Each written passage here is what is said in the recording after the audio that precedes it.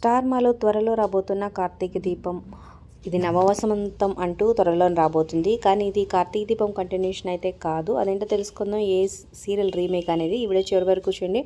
మరి ఈ సీరియల్ కోసం మీరు ఎంతమంది వెయిట్ చేస్తున్నారు కింద కమెంట్ చేయండి. అలాగే నిరుపం ప్రేమ విషయంలో ఇద్దరు కలిసి నటించబోతున్నారు. లేటెస్ట్ ప్రోమోపై మీ అభిప్రాయాల కింద కమెంట్ చేయండి. Like share subscribe for more videos. అలాగే డిస్క్రిప్షన్లో లింక్ ఉంటుంది. ఆన్లైన్ షాపింగ్ ఆఫర్స్ కోసం ఒకసారి చెక్ చేయండి ఖచ్చితంగా.